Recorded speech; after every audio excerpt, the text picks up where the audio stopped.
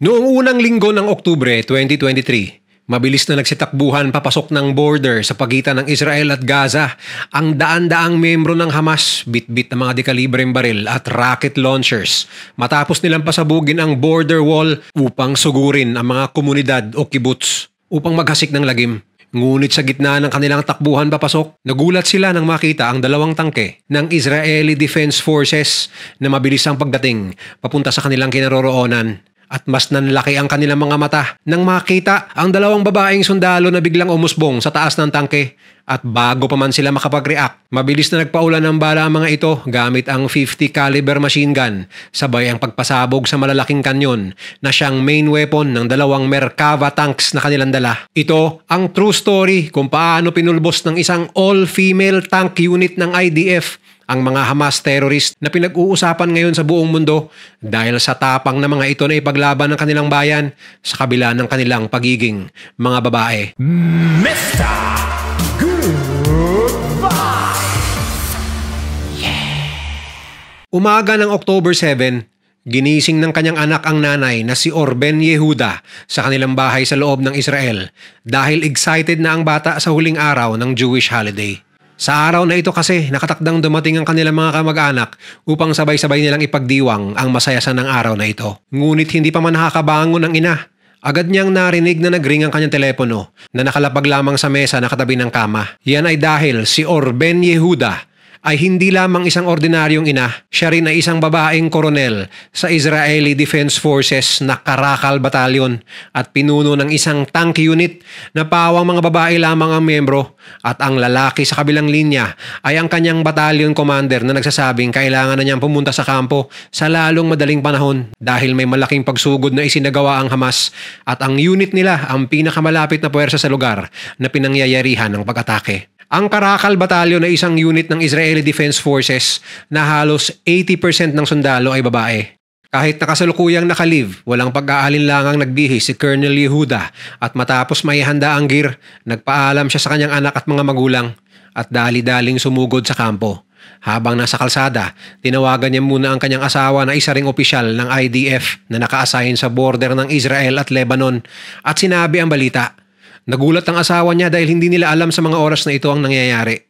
Sa kabilang banda, sina Hagar, Haila, Tal, Sarah, Michael, Ofer at Tamar na pawang mga 20 anyos lamang ay mga babaeng sundalo rin na nakabase sa Nitzana Military Base malapit sa Egypt at kasapi rin ng Karakal Battalion. Nagising sila sa isang alarma nung umagang yon dahil di umano sa isang terrorist attack sa Gaza border at kailangan ng kanilang unit upang rumisponde sa naturang pag-atake. Dali-dali silang nagbihis ng uniforme, kinuha ang kanilang mga gear at dumiretso sa briefing room kung saan naghihintay na si Colonel Yehuda. Sa briefing na inorganisa ng koronel, dito niya sinabi ang misyon na depensahan ang mga border walls na na-infiltrate na ng Hamas at puntahan ng mga kibbutz o komunidad na malapit sa Gaza border at pulbusin ang mga Hamas terrorist na kasalukuyang naghahasik ng lagim doon. Nag-warning ang koronel na isang full-scale war ang kanilang susuungin at hindi isang maliit na kaso ng pag-atake lamang na panakanakang nagaganap sa kabuuan ng Israel. Sakay ng dalawang tangke, agad na humarurot ang grupo papunta sa border ng Gaza. Ang bilin ng battalion commander kay Colonel Yehuda na sa oras na masecure ang border wall, agad silang umabante at suyuri ng mga kibbutz na malalapit lamang doon. Ngunit may kaunting problema, ang grupo ni Hagar, Haila, Tal, Sarah at Michael ay nagtitraining pa lamang bilang mga tank operators at hindi pa kabisado ang lahat ng control sa Merkava tank na naka-assign sa kanila. Ngunit wala silang choice dahil sila lamang at wala ng iba ang magiging line of defense laban sa Hamas sa puntong ito. Ito ang kanilang baptism of fire ika nga at kung sakali, ito ang una nilang pagkakataon na kumitil ng buhay gamit ang high-tech na tangke na nagkakahalaga ng $3.5 million bawat isa. Ayon kay Michael na siyang nag-drive ng isang tangke, mas pinili nilang gamitin ang main road papunta sa target location upang ma-maximize nila ang bilis ng Merkava tank na hawak niya sa maximum speed na 64 km per hour. Pagkakita nila sa border fence na sinasabing napasabog na ng Hamas, agad nilang tinahak ang isang bakanting farm upang makapag-shortcut. At sa di kalayuan ay tumambad nga sa kanila ang malaking butas sa border wall na ginastosan pa ng milyones ng Israel upang hindi sana makapasok sa kanilang bansa ang sinumang kalaban. Ngunit sa mga oras na ito, sabog na ang isang bahagi ng bakod, maging ang mga kalapit na tore na may naka-install na mga cameras at automatic machine gun ay wala nang silbi, dala ng mga naunang drone attacks ng Hamas. Halatang planado at organisado ang pag-atake ng Hamas ayon pa kay Colonel Yehuda. Kasabay nito ay ang pagpasok ng isang wave ng mahigit 100 Hamas fighters na mabilis nagsitakbuhan papasok. Dahil malinaw ang order na ubusin ang sinumang makikita ang kalaban, agad na umakyat sa pwesto ng machine gun ng koronel at ginamit ito laban sa nagsipasukang terorista. Kasabay nito ay agad niyang iniutos na gamitin na ang main weapon ng tangke. Kaya walang sinayang na sandali ang mga sundalong babae at agad pinaulanan ng pampasabog ang mga puwersa ng Hamas. Sa isang punto, dahil sa dami ng mga Hamas fighters na nagsitakbuhan, sinagasaan na lamang daw nila ang iba upang wag lang itong makarating sa mga kibbutz kung saan nakatira ang maraming sibilyan. Ayon sa isang interview, karumal-dumal man ang kanilang ginawa, inisip na lang nila na nasa gitna sila ng isang totoong giyera laban sa walang awang kalaban na handa ring pumatay sa kanila. Kaya kahit wala pang karanasan na kumitil ng buhay, pikit mata na lang di umano ang mga 20 anyos na babae dahil alam nilang dito nakasalalay ang maraming buhay ng mga Israeling sibilyan sa tagumpay ng kanilang misyon. Kitang-kita raw nilang isa-isang nagbagsakan ng mga Hamas fighters na nasa malapit sa kanila, dala ng 50 caliber machine gun at malinaw rin ang pagtalsik ng mga kalaban dahil sa heavy projectile na pampasabog galing sa main weapon ng tangke. Ayon sa koronel, habang nasa itaas siya at nag-ooperate ng 50 caliber machine gun, nagulat raw ang mga terorista sa bilis ng kanilang pagdating at lalong nanlaki ang mga mata nito nang makita na pawang mga babae ang nakasakay sa tuktok ng tangke at nagpapaulan sa kanila ng bala. Ayon pa sa koronel, maging ang kampo nila ay planong atakihin ng Hamas. Buti na lamang at maagang naalerto ang commander nila at agad silang natimbrehan kaya naunahan nila ang mga teroristang balak silang gawing biktima.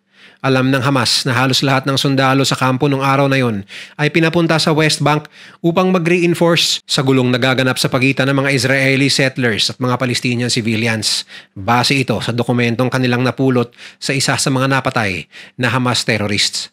Sa loob ng tangke na hawak ni Michael, pawang mga baguhan ng crew, kaya naman nangangapa ang grupo sa kanilang pag-load at pag-reload sa mabibigat na bala ng 120mm cannon ng naturang tangke. Ngunit dahil di umano sa adrenaline rush at sa gigil na masupil ang kalaban, tila naging automatic na lang ang kilos ng bawat isa sa loob ng tangke at naging epektibo ang kanilang pagratrat at pagpapasabog sa mga kalaban. Ang inisip nila na sila ang magiging biktima sa bitbit na anti-tank rockets ng mga Hamas members kung hindi nila bibilisan ang kanilang pagkilos. Matapos ang ilang oras at tila hindi pa nauubos ang pagsulpot ng Hamas, dumating ang isang tangke galing pa rin sa kanilang kampo sakay ang pawang babaeng sundalong naka-off duty sa araw na ito, ngunit humabol pa dahil sa tawag ng tungkulin. Sa pangunguna ni Tank Commander Sergeant Ophir, naging 3 na ang all-female Israeli tanks na nakikipaglaban sa Hamas. Dito ay napagdesisyonan ng koronel na ang bagong nating na tangke ang maiiwang magbabantay sa border para masiguradong wala ng puwersa ng Hamas ang makakapasok sa sira ng border wall ng Israel laban sa Hamas. Samantalang ang grupo niya at ni Michael ay pupunta sa malapit na Hulit at Sufa kibbutz dahil di umano sa report na na-infiltrate na ito ng mga Hamas na nagha-house to house sa pagraratrat sa mga pamilya na nasa loob ng mga kabahayan. Sa puntong ito, kahit na short na sila sa bala at fuel, agad pinaandar ni Michael ang kanyang tangke papunta sa mga kibbutz. Sa gate pa lamang ng Holit kibbutz, isang Hamas fighter na ang nakahandang tumarget sa kanilang tangke ng isang anti-tank rocket. Ngunit bago pa man ito mapisil ang gatilyo, isang bala mula sa 120mm smoothbore gun ang pumulbos nito. Buti na lang at mabilis na nakita ni team leader Michael ang kalaban sa bintana ng kanilang tangke at iniutos agad sa gunner na targetin ang kalaban. Nang makita ni Michael na clear na ang paligid, agad niyang hinarurot ang dalang tangke papasok ng kibbutz at hindi man lang ininda ng 65 tons na tangke ang gate ng kibbutz na tumalsik na parang lata sa tabi. Agad silang sinalubong ng isang nagpapanik na security officer ng kibbutz na nagsasabing bakit ngayon lang kayo dumating, nakapasok na ang mga terorista sa loob ng kabahayan. Agad na tinuro ng security officer ang isang gusali sa loob ng komunidad at sinabing may mga Hamas na nagtatago roon. Ngunit nung tanungin ito ni Michael kung sigurado ba siyang walang sibilyan sa gusaling ito, hindi umano ma-confirm ng security officer kaya mariing tumanggi si Michael na hindi maaari baka may madadamay na sibilyan. Samantala, pagdating sa Sufa kibbutz ng tangke ni Colonel Yehuda, Nadat na nila ang security team ng kibbutz na hirap sa dami ng mga kalaban.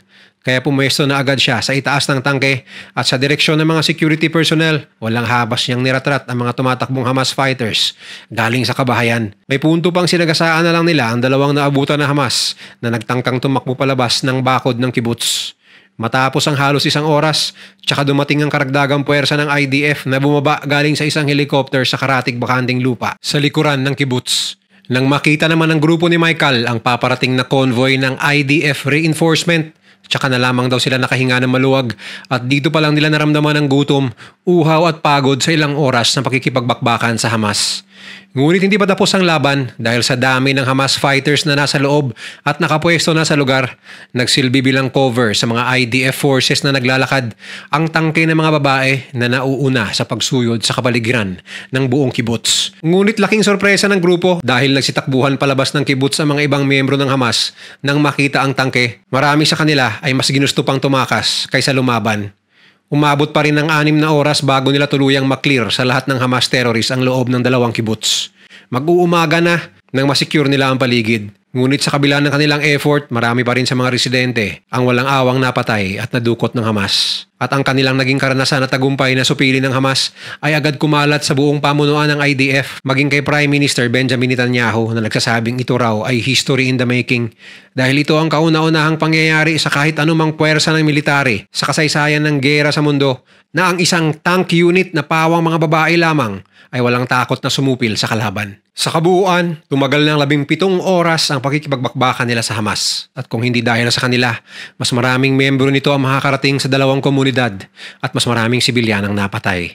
Ayon sa head count ng koronel, aabot sa 100 tauhan ng Hamas ang kanilang napuruhan sa 17 oras na yon at hindi raw ininda ng mga kababaihan ang takot at pagod dahil sa kagustuhang ipagtanggol ang inang bayan laban sa puwersang gustong maghasik ng lagim sa kanilang mga mamamayan.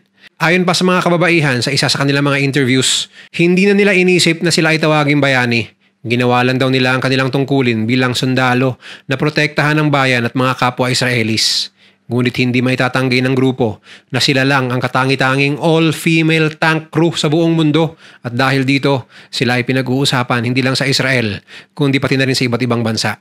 Dumagsa ang mga news outlets na gusto makausap ang grupo ng koronel, lalong-lalo na sa kanya bilang pinuno ng mga matatapang na babaeng walang takot na lumaban sa mahigit 100 armadong puwersa ng kalaban. Kahit abala sa kanyang schedule, naglaan ng oras ang Chief of Staff ng Israel na si Herzi Halevi upang personal na puntahan at pasalamatan ng mga babaeng ito dahil sa kanilang kabayanihan. Maging ang anak ni Colonel Yehuda sa murang edad ay ramdam ang kabayanihan ng ina at palagi di umanong sinasabi na masaya ito sa tuwing nakikita siya sa mga interview sa telebisyon. Ganon din ang kanyang asawa na ngayon ay nasa loob ng Gaza bilang opisyal ng IDF ay hindi maitatangging proud ito sa katapangan ng asawa. Dahil dito, mas lalo di umunong napatunayan na tama ang desisyon ng IDF na isabak sa frontline o aktual na gera ang mga babae nilang sundalo, lalo na't ma-assign sa isang tank unit na pawang babae lamang ang crew.